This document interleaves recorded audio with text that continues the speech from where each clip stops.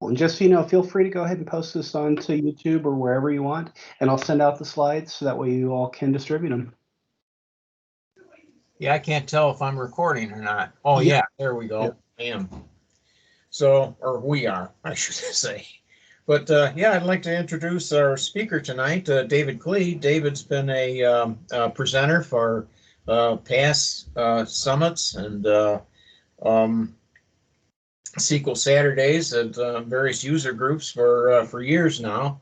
And I've attended a lot of those sessions, but back in 2019, I actually met David for the first time at the last in-person summit, and got to know David a little bit. And so anyway, tonight Dave's going to be presenting on 10 questions you need to ask before going to the cloud, migrating to the cloud. So David, take it away. Sweet. Cool. Let me start the slides over here. And okay, let me know if you can see my screen. Yeah, we're good. Perfect. Okay. This is 10 cloudy questions you need to ask before migrating your SQL server. My name is David Klee. I am what you would call a certified nerd. I've been doing this quite a while. I have a lot of fun with it. Thankfully, I started my own company about 7.5 years ago now, where I really spend a lot of time focusing in on how SQL Server and the infrastructure, which includes cloud, run and interact underneath it. So what you're getting here is a lot of what a lot of other people generally pay for. No strings attached, no marketing. I just want to make sure that you go down the cloud journey the right way. Oh, feel free to turn your cameras on. It's better when the cameras are on because otherwise I'm just talking to a wall and that's kind of tough. Okay. So I'm going to start this with a couple little definitions here. What is the cloud? And quite frankly, I'm going to tell you first and foremost, there is no cloud. It is literally somebody else's data center with some really good virtualization underneath and some world-class automation. It gives you the ability to have a portal that you log into and self-service deploy whatever you need. They don't have to worry about what you're doing with it. They just make sure the platform is up for you. The best part about the automation is that it allows us to get out of the practice of literally babysitting and micromanaging these things with Windows patches and that kind of stuff. You have virtual machines out there, but you can also take some of this automation and build upon it where we can now start to use some of these things without having to take care of the pieces underneath. You still got to use it properly, but I don't know about you. I've been patching servers for 25 years now, and I'm only 41. And I'm tired of that. I'm tired of 2 a.m. patch windows, things like that. I want to be able to just use this stuff. It's one of the best things that the cloud gives you. Now, there are some definitions here because everybody's got TLAs with all this stuff. Infrastructure as a service, or IaaS, generally means virtual machines. On-prem, in the cloud, whatever. Same terminology, slightly different implementation, but you get an operating system, you get all the stuff underneath it, and it's business as usual. Platform as a service, or PaaS, is basically a SQL managed instance. If you're on the Amazon platform, it's Amazon RDS for SQL Server. It's a database instance. It's almost entirely feature complete with what you would get with a normal SQL Server deployment, but I just don't have to worry about Windows anymore, which is awesome. And then there's a database as a service, or an Azure SQL database. If I just need a simple database, nothing else, nothing fancy, I can just spin up a database and everything just works. Major cloud players out there, my personal thoughts are that if you're not on one of the big three, you might be doing it wrong. Not to discredit anybody else out there, but the amount of force behind these three people there's three companies on the screen, Microsoft Azure, Amazon Web Services, and Google Cloud, They are phenomenal. The economies of scale that these three companies bring to the playing field mean if you're on a different cloud vendor, you better have a really good reason for it because you're probably paying too much and you may not have the feature set that you need compared to these three. My personal pick is the Microsoft Azure platform, not because I'm a data platform MVP, but quite frankly, I find it the easiest to use out of all of them. I find less performance variability. I'm really, really happy with my production environment on Azure. My lab is in my basement in the other room in case you can't hear it, because for me to put my lab in the cloud would run me about 14 grand a month, and there's no way I can afford that. Reused eBay equipment works great. That and a very understanding spouse. Now, where is the cloud? It's not in the clouds. It's on land. All of the major cloud providers out there will give you a map of the geos where all their data centers are located at. And when you start to deploy things, you pick the geo that you want. And this was an Azure map as of a couple of months ago. I think they've got another one in Denmark now, a few others. They're all constantly adding, they all are.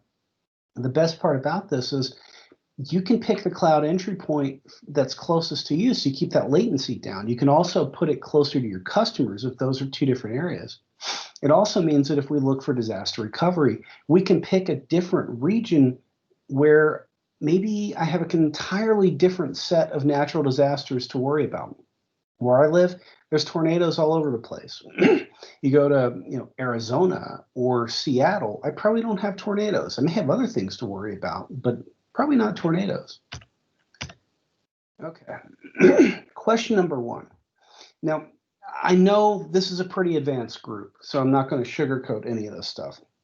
Chances are you've already started dabbling in the cloud. You may actually have a lot of your production data out there, or you may just be looking at it, or you may say, no way. But the way I look at it is, if you're already there, what drove you there? If you're thinking about it, why are you looking at it? And the marketing behind this stuff says, cloud right now, you got to drop everything and go. We're all in. Everybody's doing this. You're stupid if you don't, blah, blah, blah, blah. It's not always the right tool for the job. It is a phenomenal use case when it's the right tool. But it's not everything to everybody. You should not go just because other people are doing it. I've got two customers who are going to the cloud because their CEO literally read a couple of magazine articles on it, and they said, we're going. And their on-prem versus cloud spend will be about 18 times higher in the cloud because they're not doing it right. Compare and contrast. What do you get with the cloud? What do you get with staying on-prem? Public cloud is awesome.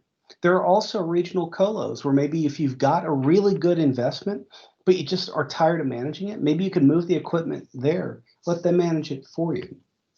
Cloud services are ones where if you understand what you need, maybe leveraging pieces of the cloud for certain workloads or tasks is really in order. They do have phenomenal automation for this stuff. Now, does the cloud bring your organization any sort of competitive advantage? And I know this is a loaded statement because it might be above all of our pay grades, but a lot of people go to the cloud just because. And I'm sorry, but if you're going to put that amount of work and energy and effort into this, there better be legitimate business reasons to go, not just it's cool and it's shiny. I mean, we all like shiny, right? But I don't want to spend that amount of energy just to make change when it's not positive change. Look at the business benefits of this, not just the technology. An example of this, if I had the cloud when I worked at the Performing Arts Center, this was 14 or 15 years ago now, anytime we had a really big on sale for Broadway shows, it would hurt our systems. We overbuilt them to accommodate, but we spent a lot of money overbuilding that. If I had the cloud back then, I could have spun up more web servers. I could have scaled up my database server to accommodate the workload. I could have increased the inbound bandwidth, and we would have been ready. And then when we were done, scale it back down. It's a great use case for the cloud. You got to be able to quantify it, though. You can't just say better, because, that's completely subjective. You have to be able to quantify it and say, we get better uptime, we get orders of magnitude easier disaster recovery, et cetera, et cetera. Figure out a way to monetize it. From a database perspective, we can potentially cut our license costs down. We can free a lot of the stuff up. It's not just a tech change. Cloud is not all IT driven. There's got to be legitimate business reasons to do this. And the application owners, the business, have to be aligned for this stuff. Cloud is a means. Cloud is just a platform. It's not the end goal. It's what are you doing with it? It's just like on-prem virtualization. Nobody cares about it. It's just a platform. But if it works, it becomes functionally transparent and it enables you to do all kinds of other stuff. How can you not only define the value of it up front, but how can you measure it on an ongoing basis to say, yes, we are spending this much and here's why. And we've saved this much, or we've overspent by this, and now we need to go review. The biggest thing that I find, and all of you are probably going to groan and nod, we've all got a lot of technical debt with these database servers.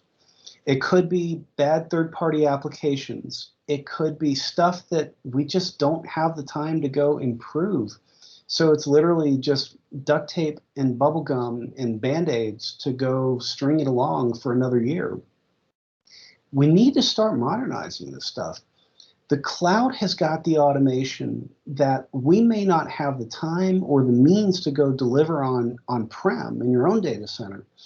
But if I can start to leverage things as a service, maybe I can streamline a lot of these things and actually not just essentially rebuild it for the cloud, but what if I can actually improve it? What if I can speed it up? What if I can save money? What if I can simplify it? That's modernization. Because, quite frankly, you don't have the time to be babysitting this stuff. We're all stretched. We're all doing too much. We need to find a way to leverage these tools to make our lives easier. I want to be in an environment where people work proactively, not just firefighting every single day. And too many organizations work like that. Now, there's a lot of myths with the cloud.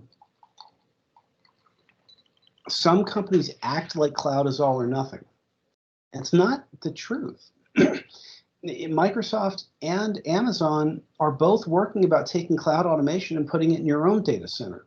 That's an acknowledgement that hybrid cloud is here to stay. Another big myth, it's cheaper. It's not. Until you start to factor in the cost of the staff time to manage this stuff, the rack space, the floor space, the power, the cooling, the operational time to go maintain this stuff. There's a chance that it might break even. There's a chance it might be more expensive. Few organizations I find it's cheaper. But when you start to offload a lot of these things that we just have to waste our time on to literally just keep the lights on, we can free up that time to be more proactive. And then my personal favorite, it's better. I hate subjective statements. Cloud is different. Cloud is not better. It's not worse. It's different. Other companies think the cloud is set it and forget it. No maintenance required. No.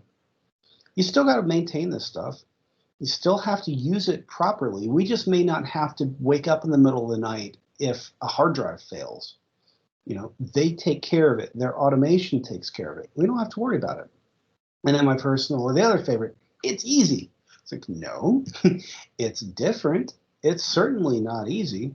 If you look at the different mailing lists out there, if it were easy, there wouldn't be 1,000 different posts a day about things not working quite right, or questions about documentation, stuff like that. It's not easy. It's just different. And then makes things faster. Again, very subjective. If your on-prem data center is state-of-the-art, multi-million-dollar, brand new, it's probably not going to be faster. It's probably going to be slower. If your on-prem environment is 10 years old and it was slow when you bought it, well, yeah, cloud's going to be faster. It's as fast as you make it, though. As fast as you're coming from. And then the whole guaranteed available. No, there are SLAs published with every single thing in the cloud, and a lot of times they're not as good as what you have in your data center. Now, again, that's the worst case scenario, but it's not always available. I mean, just do a Bingle search for cloud outage. I mean, there were some on Azure and Amazon recently. Google Cloud, same thing. It's not perfect. And then the whole phrase, everyone's doing it. Well, Most people are looking at the cloud, exploring the cloud. Not everybody's out there, but is it the right one for you in your organization? Let's find out. So cloud migration facts. It is 100% more flexible than your on-prem environment. I don't make a lot of guarantees. I don't make a lot of blanket statements, but with the automation they have in the cloud, unless you're coming from an environment where they have put tens of thousands of hours into the platform and automating this thing, I guarantee you cloud's more flexible. I would claim that cloud is probably more secure than your on-prem environment. The default in the cloud is to lock every single thing down so tight that when you deploy it, you can't get to it. You have to poke a hole into the firewalls for you to be able to get to it. On-prem, a lot of times, things are quite literally wide open until you start to selectively lock pieces of it down. That, to me, I don't know. I trust the cloud security more than what most people have implemented, to be honest. App and data center modernization is a big one. I spent some time talking about that one already, but cloud can enable you to streamline and automate a lot of the things that maybe you've got a hack together, convoluted way to go do it. The speed of performing IT operations is another big one. Because of the automation that they have in the cloud, if you need a new virtual machine or an Azure SQL database or an instance, you go to the portal, you hit a button, you wait a few minutes, and it's up. If your IT department today on-prem moves that fast, buy them a beer. Because I promise you, they're probably not able to do things that quickly. Even the most intentioned folks, they're well-intentioned, they have all the time to go fight this stuff, to get to the tickets when they can. Scalability, same kind of thing. They have more compute horsepower sitting there idle than your entire data center, guaranteed. You know, unless you run a data center like the NSA, they've got more spare compute. So if you need to ramp something up, and right now, you go to the portal, you hit a button, you pick the scale, you get out your credit card and cry a little bit, and away you go. If I need a big server in my own data center or in any of my customers, they've got to go through a requisition process, get the budget approved, buy it, wait a month for it to come in, turn it on, burn it in, and it just takes time. The automation, I've already beat that one to death. The efficiency in staff time is a big one. On-prem, a lot of times people spend a lot of time firefighting things like hard disks failing or network cables going bad or switches acting up, things like that. In the cloud, these are the areas that you don't have to worry about. So a lot of times they take care of this stuff for you. You may suffer the impact of an outage from it, but their automation works around it, detects it, fails over, brings stuff back up. You can be more efficient in your staff time by being more proactive and actually getting more done, and that's always good. The biggest one from a non-techie perspective, though, it's the financial model shift. On-prem, if I go buy a new server environment, I'm dealing with a 4 or 5 year purchase cycle. So I got to go spend a lot of cash up front on compute, storage, networking, stuff like that. In the cloud, it shifts from a capital expenditure model to an operational expense. And now it becomes monthly. These things are billed per second. So if I'm now whipping out a credit card and paying this stuff once a month, maybe I can actually get away with this because I'm not having to put as much money up front, even if I might be paying a little bit more over time. And then my personal favorite for cloud migrations, you're probably not a data center provider. Bottom line, I don't have the time, the energy, or the patience to deal with managing a data center and all the operations around it. You probably don't either. I spent this morning working with some projections for a company. They are scared to death. Their data center that their company put in before all the IT people there got hired is in the basement of the building. No exaggeration. Here's the servers. Here's the water main for the building running right on top of the entire row of electronics. If there's any kind of a leak in that pipe, everything goes down. They can't move the pipe. They can't move the equipment because of the power feed into the building, so they're stuck. So they're looking at the cloud as a way to remove that risk. Okay. How do you want to use the cloud? And to me, this goes back to understanding what the cloud is and what the cloud isn't and what services it offers, and then figuring out what can we actually do to use it and use it appropriately for the given tasks that we need. Like I mentioned before, it's not always all in. Understand what's there, define the strategy of how you want to use it before the migrations even begin, and then test and test and test. And for a lot of companies out there, they're just starting to tread the waters with this stuff. So offsite storage for backups is a really great way to start small. No exaggeration, 2 years ago, we got a call from a prospect for our company that wanted to work with us. And I told them that their backup solution was so bad that I wasn't going to work with them unless they fixed it. So they let me put it in. It's just a simple little NAS that uploaded to Azure every single night and kept about 2 months worth of history on there. Piece of cake. It was like $75 a month for them to run this thing. No big deal. Guess what? A month ago, they got hit by ransomware. Entire business went down. The only thing that did not get impacted were their backups offsite. It's a perfect use case. It's a whole lot cheaper to do this than anything you're trying to do yourself. Replicate the virtual machines, replicate the database backups. You can do hot or warm.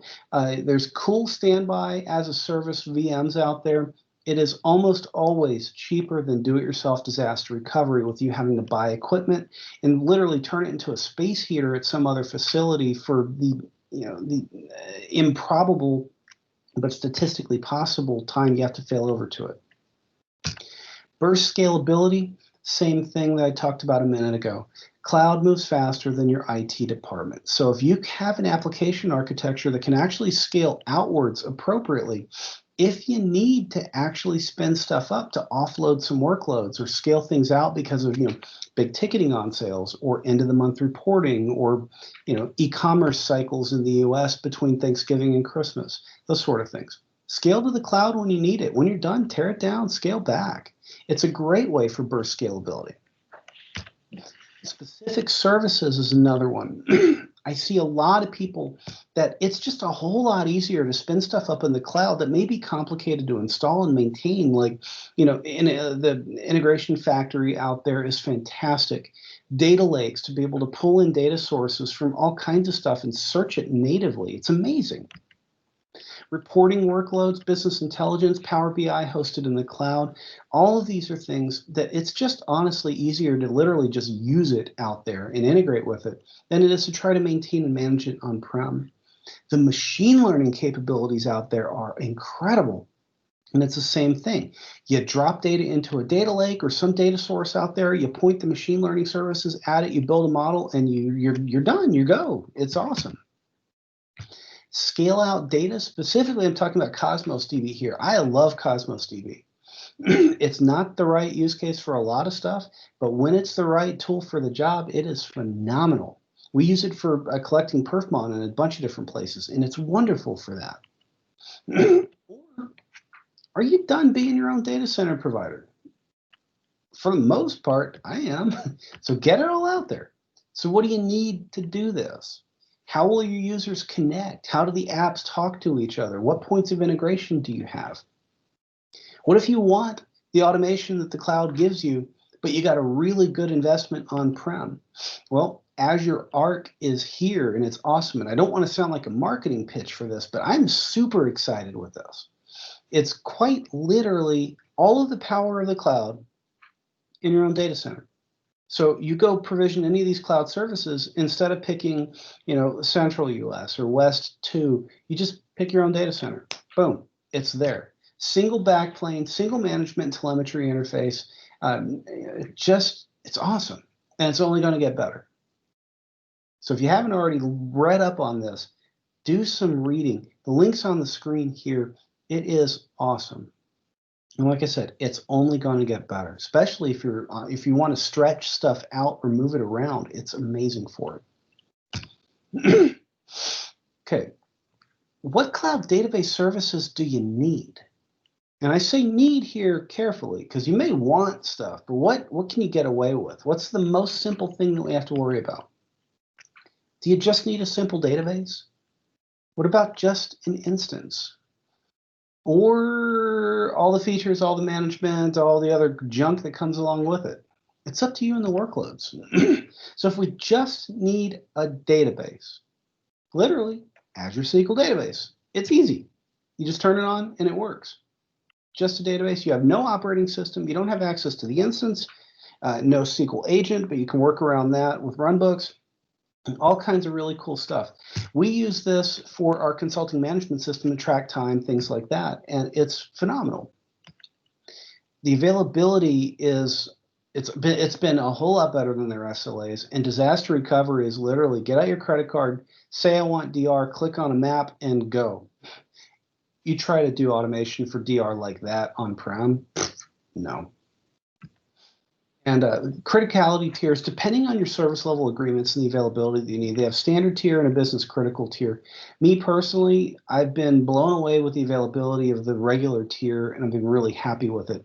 And no exaggeration, I put the CMS on a 2 GB limit, $5 a month tier, because I wanted to see how terrible it was going to run. It works so well, I just left it there.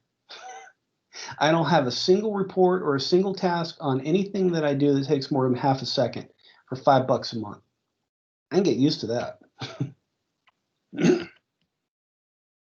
Now, let's just say I need multiple databases because of some application architecture where I may have, like a normal .NET app. I may have a sessions database. I may have my data. I may have an archival database. And if I need all those together, an Azure SQL database just won't work. So now I can do an Azure SQL managed instance or Amazon RDS for SQL Server, and it's literally an instance as a service. And that's great. I can do multiple databases. I get the agent jobs I need. A lot of the stuff literally just lifts and shifts and just drops onto it. I don't get operating system access, but I don't care. I don't need it. Availability and disaster recovery, same thing. Business criticality tier, standard and business critical, and you pick the tier that you need. There are uptimes associated with each of them, and it just works. And I use this for a metric collector project that we're working on, and it works beautifully for it. We have multiple databases for different customers. We all connect. There's firewalls in front of it. I haven't had to patch Windows with any of this stuff, and I can't tell you how happy that makes me. Now, what if I've got a legacy application, or I've got some of these patterns and practices, or I just need to get this thing to the cloud right now because the hardware that it's on is about to die? I can spin up a SQL Server in a virtual machine. It's honestly just business as usual at this point. I get the full virtual machine. I get the operating system. I get all the stuff that comes along with it, like patching, high availability, disaster recovery gets easier, but you still got to worry about all this other stuff.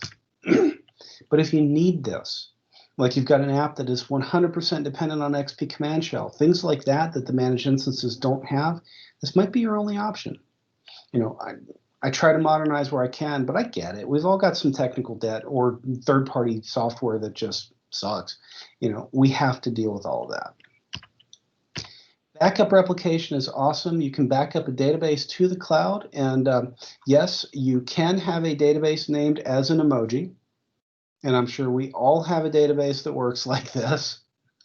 You can back directly up to Azure Blob Storage, and it works great, and it's portable to other managed instances.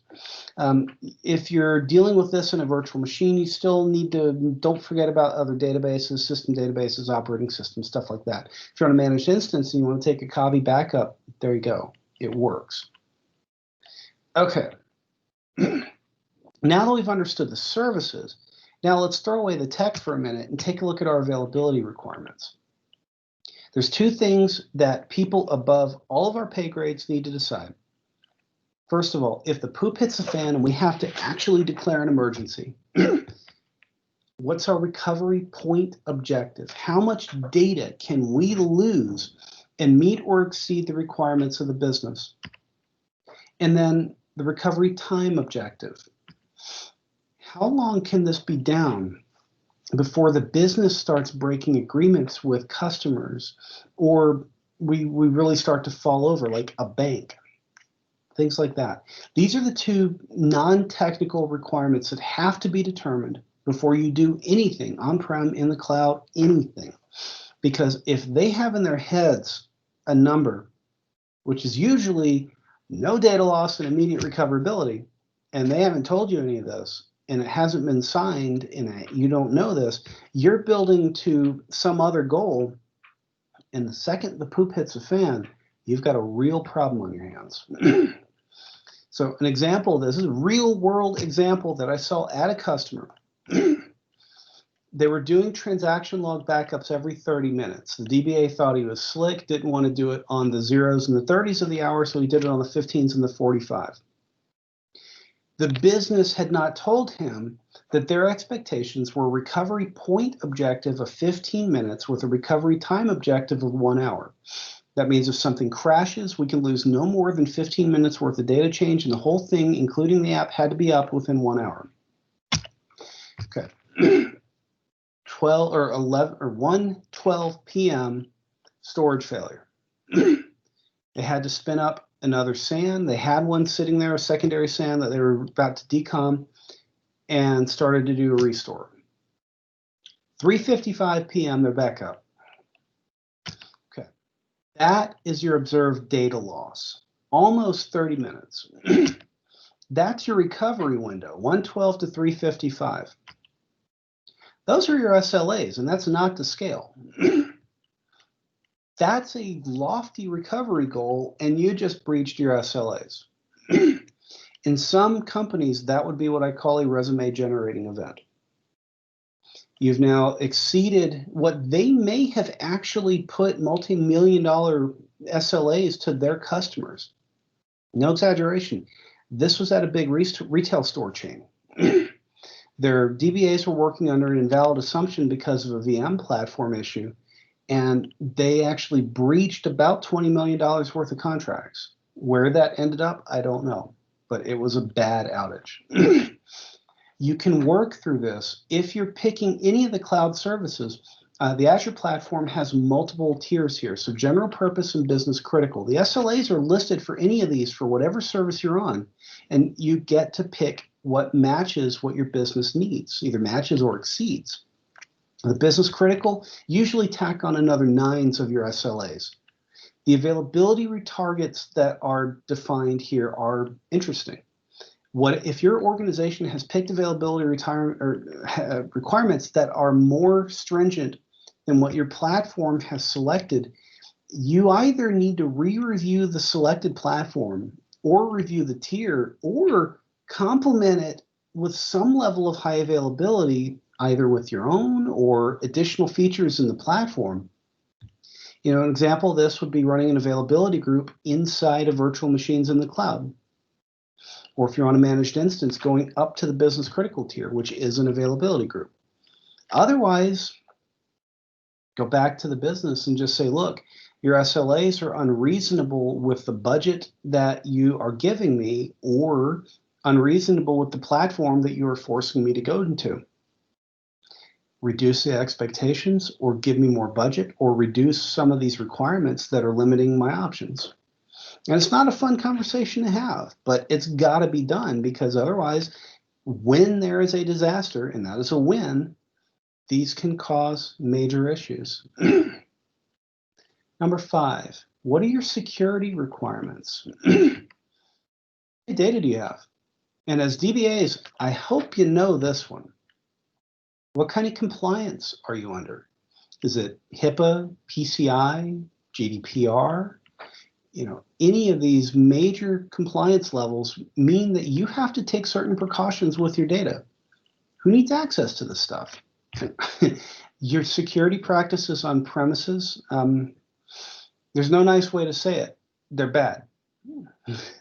They're almost all bad. There are not a lot of companies out there that I can say with a straight face, you know, if somebody got in, they wouldn't have free reign of everything. Can you read the funny manual? RTFM. By the way, that is not what F really stands for. Google that, but not on a work computer. One of the biggest things that I find with the cloud, if you hear of all the cloud security breaches out there, a lot of organizations, they just skip reading the manual and they open these buckets up in the cloud wide open. There are tools out there that are designed to scan for open storage blobs and buckets in the cloud, and they can just grab all of your information right there. They're locked down by default. Somebody manually unlocked this stuff. If you can read the manuals around cloud data security, you can lock it down exponentially more than what your on-prem environment is like. Just don't unlock it. Okay. Number 6. And I could honestly spend the next 12 hours talking on this topic, but I'm not going to bore you. How much performance in that database do you need? And I choose my words really carefully here, because if I need more performance than what the platform can allow for, yeah, it's going to run slow. If I want more compute resources because I think it's going to move faster, on-prem, you may have it to spare so you can scale up, licensing excluded there. In the cloud, the second you ramp these things up, you're paying more for it immediately. That's not always the right approach. So when somebody tells me, they're looking at the cloud or it's slow or will more hardware fix this, I always go back to them and say, do you have a good baseline? And almost always the answer is no. It's either we have vendor requirements or we think we need this, or my personal favorite, we have to have this. No, give me the numbers. There are some good third-party utilities that can help you piece this together, or you can use Perfmon and something I'm going to talk about here in a minute. Not a marketing thing. We don't collect any contact info. It's literally just a link to a page on our site with a PDF on there, and it shows you how to set up Windows Perfmon the way we like it. Perfmon's awesome. It collects the raw information of a lot of really good performance statistics around the clock, stores it to the file system. It's not going to slow anything down. We don't collect that frequently, but it's something that you can go set up right now. Now, everybody tells you to collect Perfmon. So if you haven't already seen this, we've got a PowerShell script out there that allows you to import these BLG files, the output from Perfmon, directly into a SQL server. It's out there at GitHub. This is awesome because it now puts the data in the form that we're used to. And now any analytics tool that we care about, that we like using, you can point at this data stream and go to work. It's awesome. The thing that I want you to get in the habit for here is right sizing. How much compute resources do you actually need to maintain performance, but not pay too much? It's big. Performance KPIs for these things are all over the place. It really depends on your environment. Is it an OLTP machine? Is it decision support? Is it machine learning? Is it business intelligence? Is it, you name it, there's tons of variants out there. Collect at a reasonable granularity. And that means all of the counters that we worry about with all the instances in there, like all the CPUs, all of the disks, not an average of all of these. We had one environment out there. They were, it was, quote, running slow, my personal favorite. And, like our CPU is only 7% busy, so it's got to be the network. They had absolutely no metrics or anything to point to the network. They just didn't like the networking team. So I went into Windows and literally opened Perfmon and Task Manager. 2 CPUs on a 32-core SQL server were running at 100% busy. Everything else was functional idle. Do the math on that.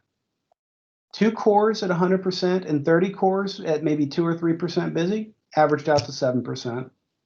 Somebody had been messing with CPU affinity in SQL Server, and SQL Server could only use the first 2 cores.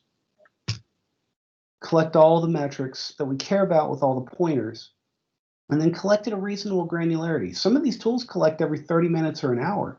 That's not good enough to figure out the net impact of that, people running all kinds of stuff right at midnight every night. I collect every 30 seconds. So stuff that I care about, CPU consumption by core, all the memory statistics for SQL Server, like buffer cache hit ratio, page life expectancy, memory grants pending, things like that. All of this stuff matters because the memory usage of SQL Server specifically is not present in the operating system. It's all contained inside the SQL OS. Storage IOPS, storage throughput, storage latency, it's all big. You can catch some really interesting stuff with Perfmon. This was probably the perfect storm.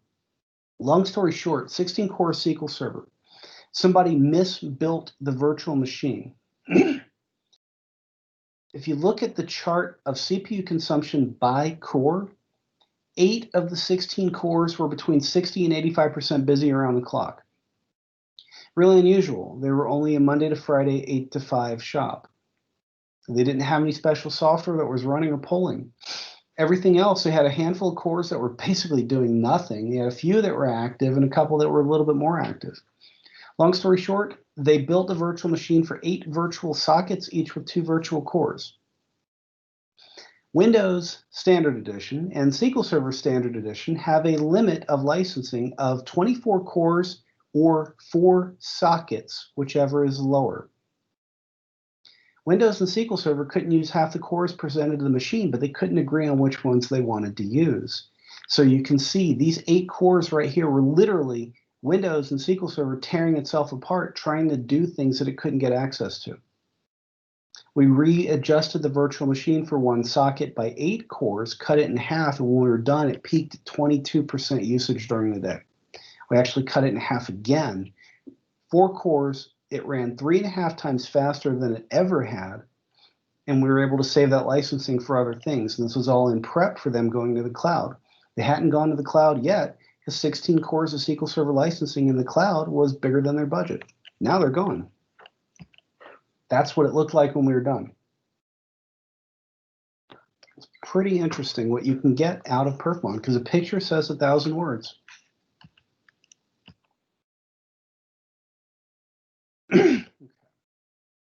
If you are going to a virtual machine in the cloud, you select the series, which basically says a type of CPU, an amount of memory, and the number of cores.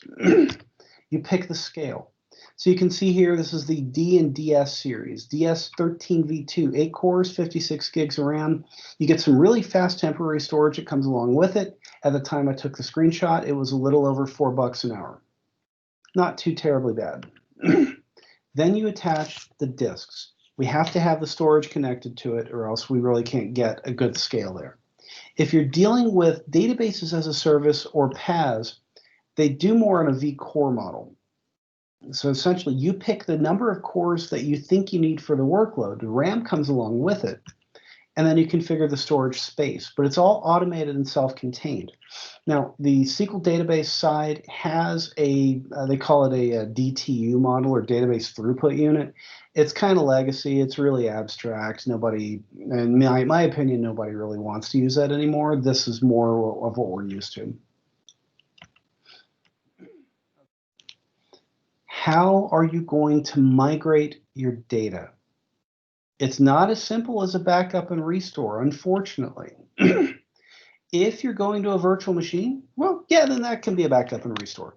If you have the bandwidth and if you have the time to literally back it up, copy it up there, and do the restore. If you got a tight cutover window, this may not be good enough. You may have to do something like log shipping or mirroring, or differential backup and restore, and that's if you have the time and the bandwidth to do that. If this doesn't work, you can do availability groups, you can do a backpack export and import if you have the time for it. There is also a utility out there called the Azure Data Migration Assistant that essentially, it kind of acts kind of like replication, where you point it at your own on-prem environment. You have to poke some holes in your own firewall to get to it, and it can basically stream your data out as it changes. It's actually pretty slick. If you're going to a managed instance, you can back it up, copy it to an Azure blob, and do a restore from there. But again, this is if your backup and migration window time allows for it. You can also do a backpack export and import. Again, if you have a big database, that's going to be a little unwieldy. Or you can also use the Azure Data Migration Assistant. It does work really, really well. Azure SQL Database, you cannot do a backup and restore into it. Not the most fun. Backpack export and import or Azure DMA work really well for that. Or if you have some sort of data pump mechanism, you recreate the schema, pump the data in as it changes. Not the most fun, but sometimes it's what we got to do. Constraints on moving out of these individual tiers can be a little interesting as well. And this includes things that you would normally do. Take a production database and then back it up and restore it into a dev environment for dev test. Some of these things in the cloud, you may not be able to get away with that too easily. You can also not back up from an Azure SQL database to a regular on-prem SQL server. Chances are the metadata inside the database is too new because they're going with the cloud-first strategy. So if you're on an Azure SQL managed instance, you can restore it to another managed instance, but you cannot restore it to on-prem. You'd have to basically pump your data out and then reseed on-prem. There's data extraction, backpack, SSIS, a lot of the normal means that you would use to move data around, but it's not the most fun. So if you go down the rabbit hole with one of the paths and you find after doing some testing or whatever that it's not the right tool for the job, that maybe you need a managed instance instead of an Azure SQL database, you want to find that out before you're ready to go live with that, because your strategy may be way different on this. And the most fun topic, not, what about your SQL Server licensing? Understand how you're currently licensed. A lot of DBAs use the systems, but they're kind of removed from the licensing side of it. It's not the most fun. How are you currently licensed? Are you even licensed, which is something I find occasionally. If you've got software assurance, you might actually have the ability to transfer your licenses to the cloud as part of an Azure hybrid benefit, which is really slick. It's a really good thing that Microsoft recently introduced. It basically allows you to transfer it up there and save on your cloud cost with the license investment you've already made on-prem, which is great. You just got to have active software assurance to do it. It also means that you can use some of the cloud database or instance as a service offerings out there and transfer the licensing that way too, which is great. There are also DR-specific clauses where you can turn around and leverage DR in the cloud, and it might be included. Now, run the numbers. There's just there's no way to project where you're at unless you turn around and run the numbers ahead of your migration. Right size. And I cannot stress enough, right size, right size, right size, because that's a difference between 2,000 a month and 500 a month for any of these servers. If you're oversized on-prem, that's one thing. The second you go to the cloud, you are going to be just nailed to the wall with this stuff. So make sure, right size, review the Azure hybrid benefits that you hopefully have on-prem, and then go from there.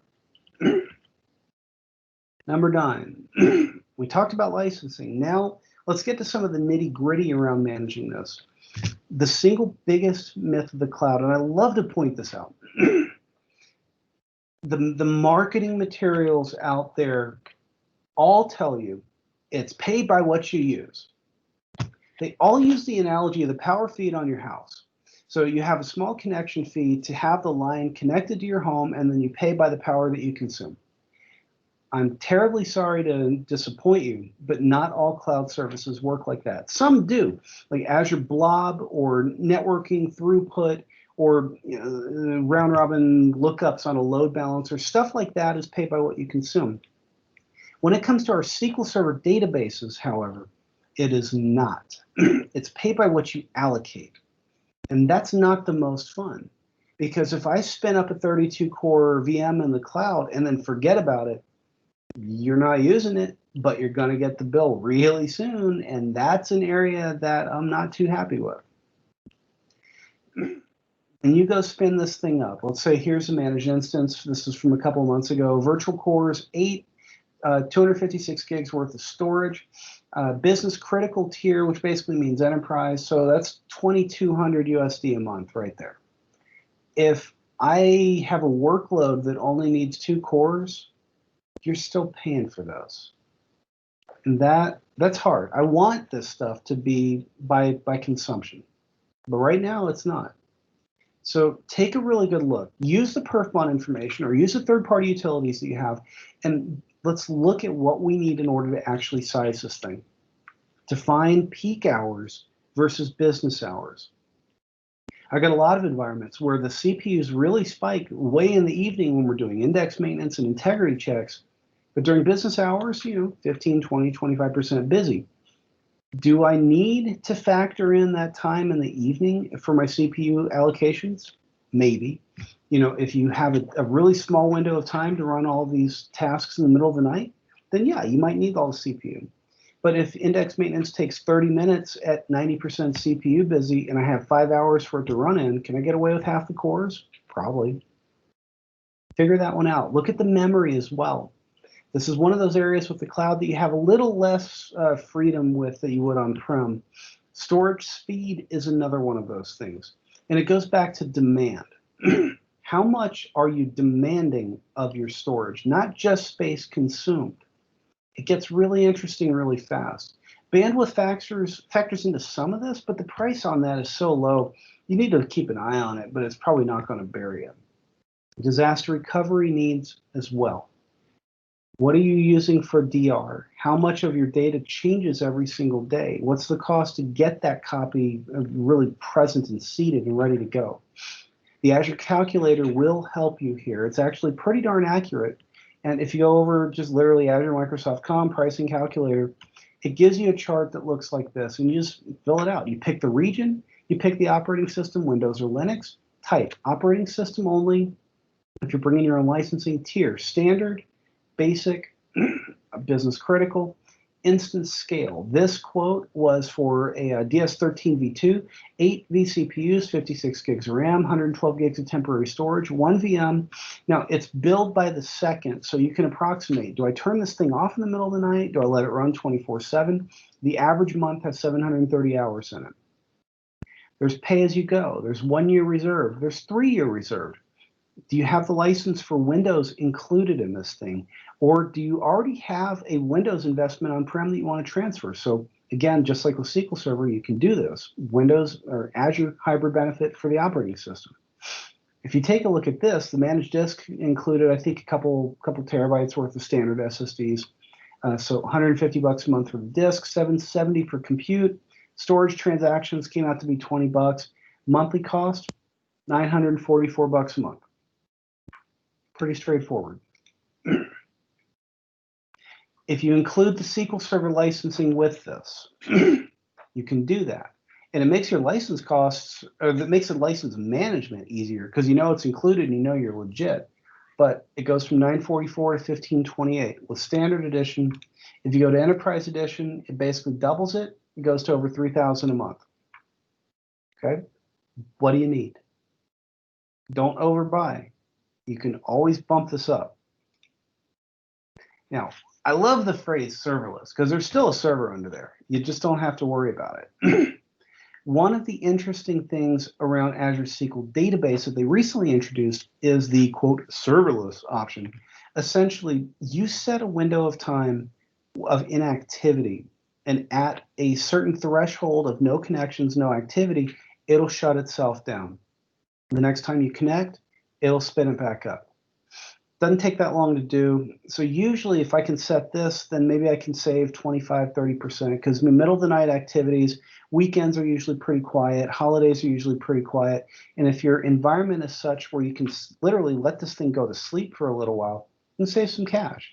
So the cool thing is max number of cores, minimum number of cores, it basically just scales it down for you.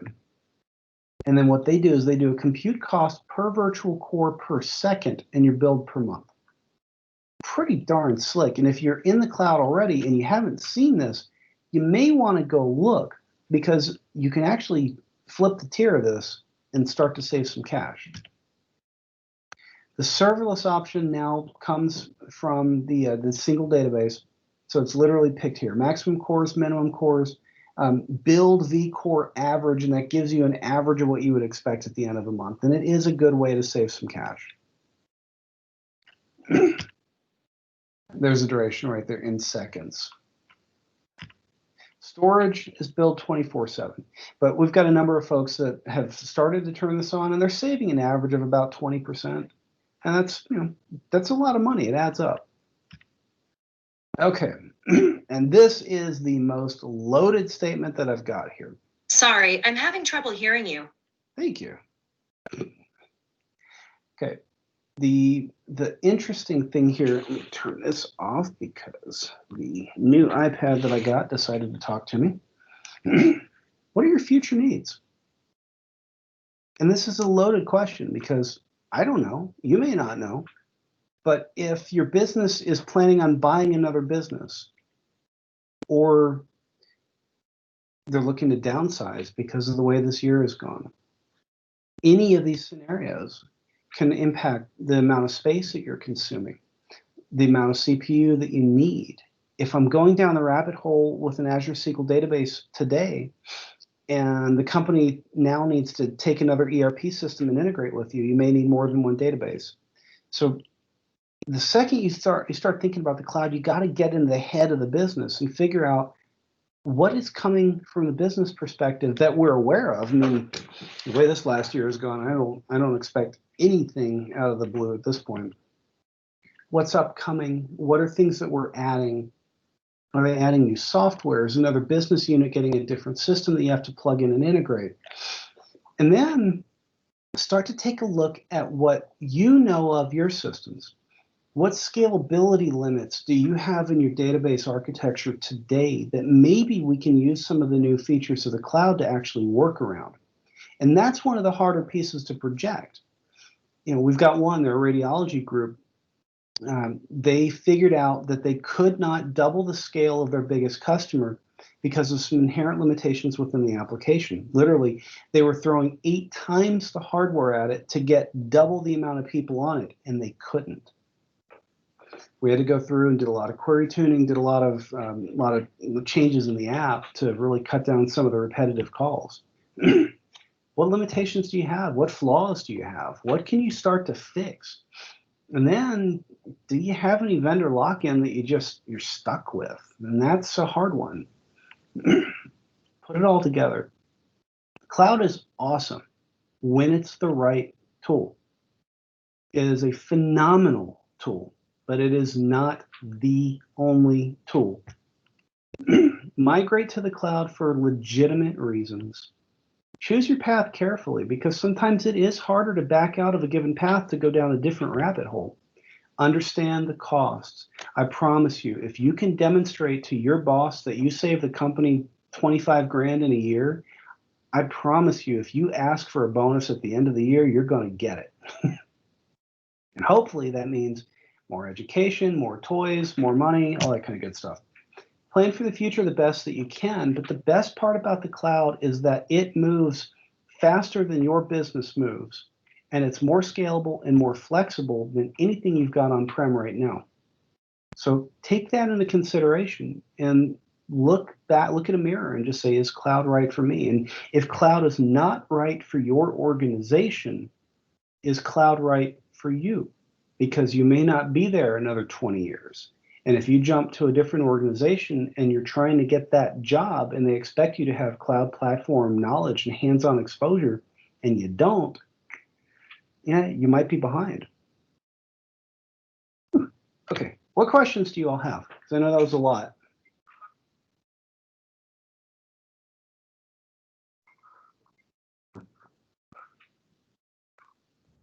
None? Are you kidding me? No questions. Well, I don't know if this is a question so much as a comment. One thing is that when I first heard about the cloud, I thought, well, gee, a lot of what I do is going to go away. But we're going to the cloud. We're going in a big way onto AWS, and quite frankly, I'm busier than ever. Exactly. But I bet you're more busy doing more proactive stuff. Oh, exactly. Yep. Exactly.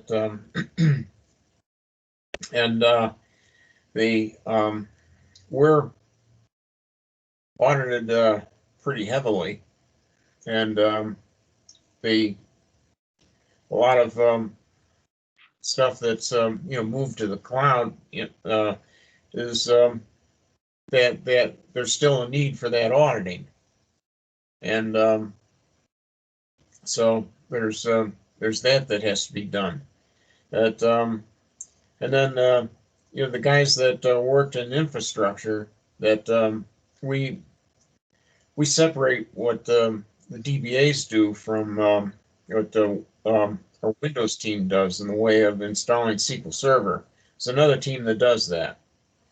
I mean, when you're in a regulated environment, that's just the way it is. Mm-hmm.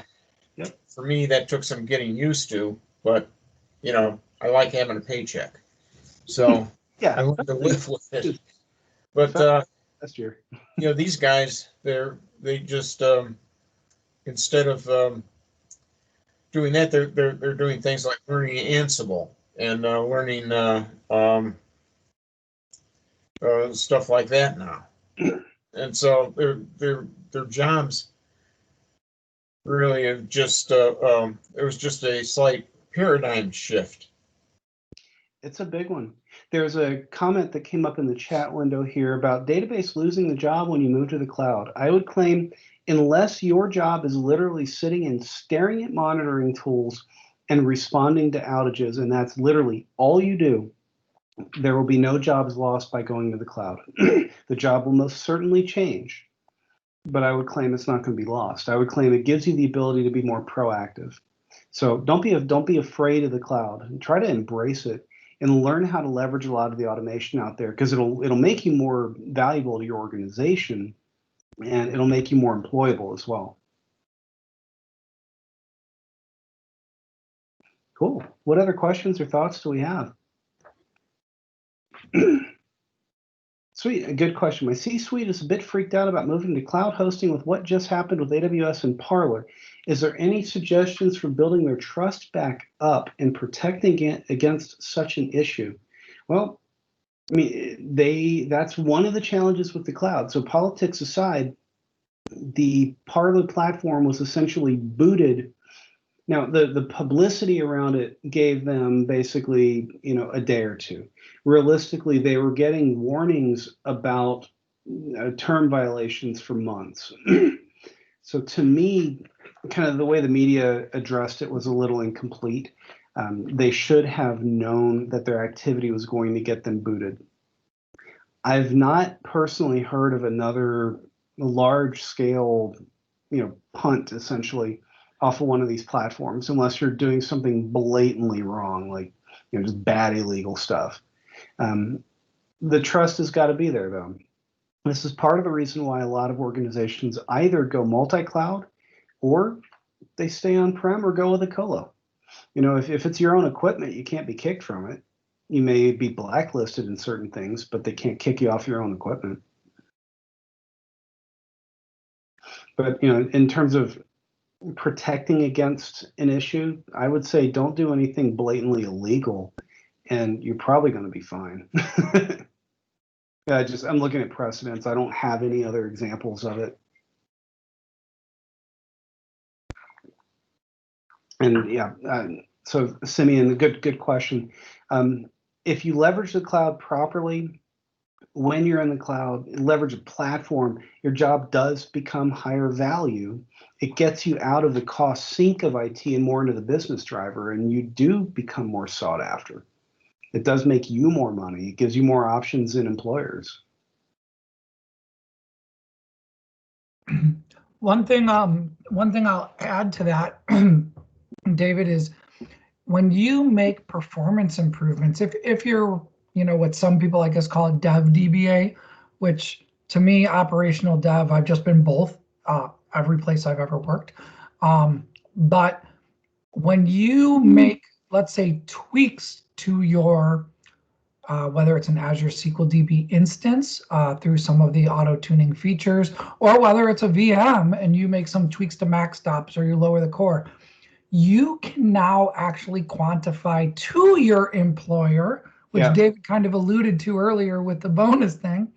you now have the ability to quantify the money that you've saved the company, which is a really cool opportunity for us as if we're just calling ourselves a DBA, to show back to our manager or to our manager's manager, or however that's going to work within your org, the amount of money that you can save. And then the other thing I'll throw into that is, I think most companies are going to start thinking of their DBAs more as data architects, and maybe even to some degree solution architects if you aren't already, because there's a lot more options now for data. You don't have to pigeonhole yourself, as I think, again, David alluded to, into SQL Server, right? Because you spent all this money, everything's going on SQL Server. Now you can say, well, this particular table might work better as a document store, or we need this really fast throughput of Cosmos DB, but we don't have a ton of data, so we don't need to pay for retention, right? So now you can really find the proper service for the data, and you don't have to pigeonhole it all into one place because you're stuck there because of licensing costs. Exactly. Now it's used the right tool for the job, period. And that's incredibly, it's not only powerful, but it's empowering, because we're, just like you said, we're not pigeonholed to using what we've got at our fingertips. We now have everything at our fingertips, and now we just have to figure out how to use it all, and then figure out the right tool. And that's the double-edged sword with this. This stuff is changing so fast that it is a challenge to keep up. And that's why, if you're not already started exploring what the cloud has to offer, even if your organization isn't ready to go there yet, you need to start doing this, because it's not the most trivial learning curve just to understand what's there, let alone how to use it. So do your career a favor and just start tinkering. You don't have to be a rocket scientist or spend tens of thousands of dollars on this stuff, but you can start exploring with MSDN credits or just free Azure credits from your local Microsoft rep. You know, you can get a little bit of exposure pretty easily and almost for free.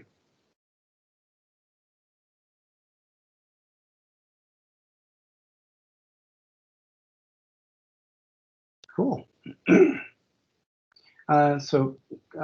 Patrick has a question here. I do have a question, but it's regarding SQL Server coding and not anything switching to the cloud. In search of resources and exercises to help better familiarize with SQL Server coding. This a different presentation, but this is the perfect place for this.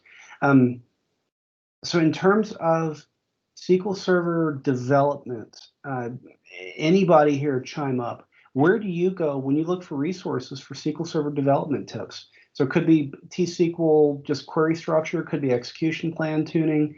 Patrick, there's a link in the chat window here. This is probably one of the best groups in the country for this, and there's a ton of resources out there. So yeah, email Jared out at that email there. And just great stuff. SQL Server Central. So I put that link in there. I'm there daily. I learned 90% of what I know today about coding SQL from SQLServerCentral.com, and primarily probably Jeff Moden and Gail Shaw. And and so there's great forums there. There are these things called stairways that will walk you through lessons. It's great, but there are so many resources out there that I would, if you email the Chicago data professionals, me or Roz will probably even together, we'll put together like a list of some great resources. But keep in mind, these user groups are great too. This might not be the best session for you, but you'll get the email that will announce it. Like, you know, David said, there's a number of user groups out there, and a lot of them are kind of going into this virtual realm now. YouTube even, I mean, Channel 9, yeah. You know, they're all over the place. So I'll put them together for you. Cool. If you want to shoot us an email, and I can shoot them back to you, but I've even got links that I shoot out to some of my customers. So I have half of that prepared out already. Yeah, and Patrick, if you have specific areas of development that you're interested in, be as specific as you want. The fun part here is, so for this group, I will volunteer a friend of mine on development topics. If you guys know Rick Lowe, formerly out of the Denver area, now lives in the Seattle area. The guy is a machine with this stuff. He's a good friend of mine, and he's looking for more avenues to do presentations. He's got some incredible topics. So if there's anything there that he can do, I'll volunteer him for you.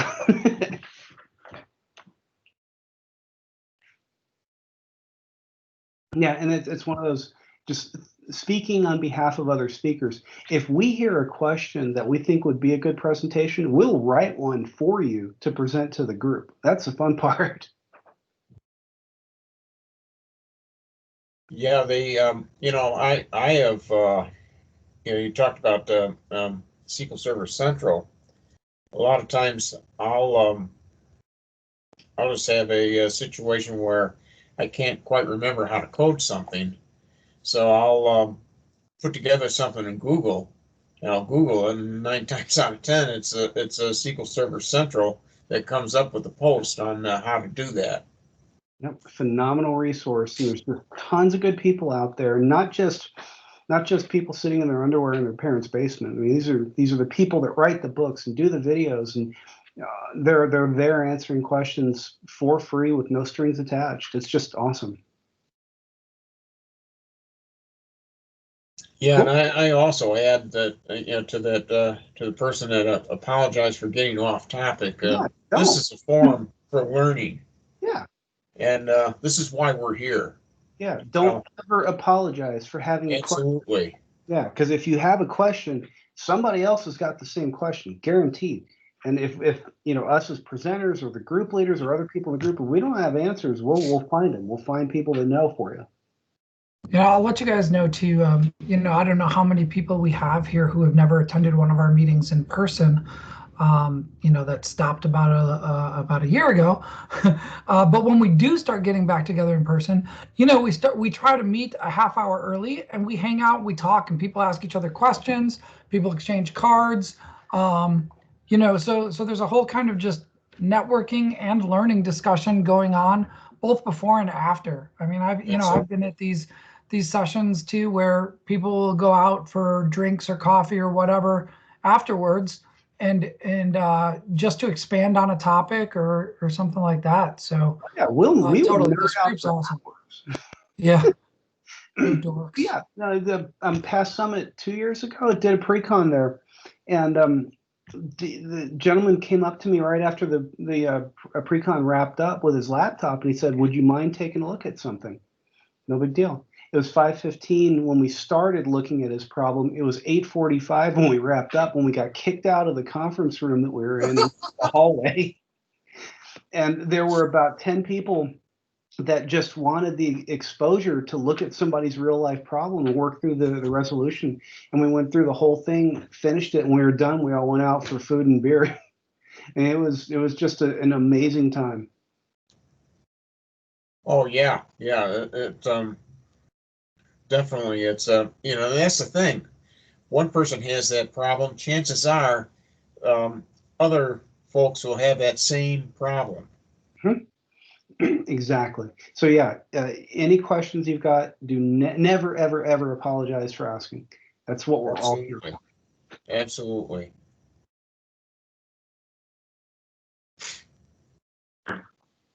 Sweet. Any other thoughts, questions, on topic, off topic, whatever you want? We're all here. Yeah.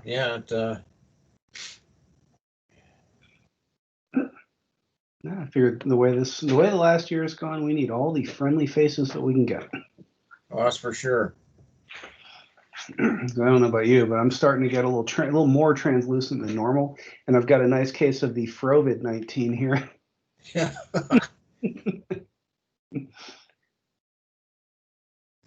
Sweet. Well.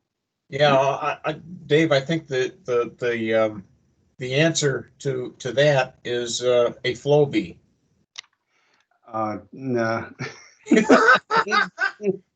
Not this poodle fro. Now, I look at it this way. When else in my adult career will I ever get an actual legitimate excuse to just let it do it at once? We can start the recording now. I'll edit some of this stuff out. Cool. Awesome.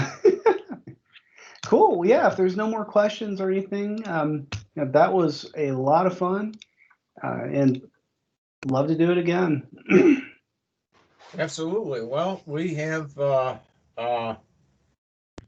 we've got about 5 or 6 meetings that are open slots right now. So the next month, right on the heels of this, Dave, is we've got Chirag Shah that's going to be speaking about availability groups in Azure VM.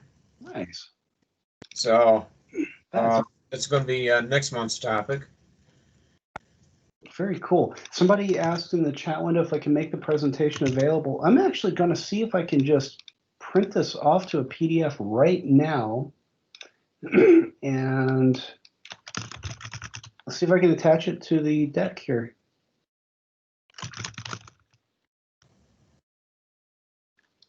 Correct this.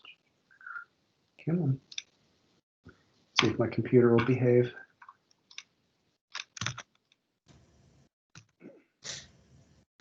There we go. Let this print. If you hear any hum in the other room, I've got a massive stack of electronics up and running. I've been recording demos for something that we've been working on. There we go. Now, will this work? The stupid pop-ups would get out of the way. This might actually work. Sending. Looks like it's working. It's 3 meg PDF. Sweet. Let me know if that popped up over there. And if you want me to email it to one Oh of you. yeah, here it is. Cool. Love it when technology works as advertised. Yeah. Or as I used to say on the A-Team, I love it when a plan comes together. Cool. Okay. Well, for everybody that is still on, if you have any questions with this stuff long term after we wrap up for the day, feel free. Shoot me a message on Twitter or just direct email, whatever works. It may take me a day or two to get back to you, but I'll definitely answer anything that I can. And if I can't answer it, I'll find somebody that can. Yeah, I'm going to. We're recording this, and this recording will be available on our YouTube channel. Just as soon as Jared shows me how to do that. Very cool. He's always done that in the past. So I'm a newbie at this. I'm going to stop recording this now. Cool. So. Yeah, well,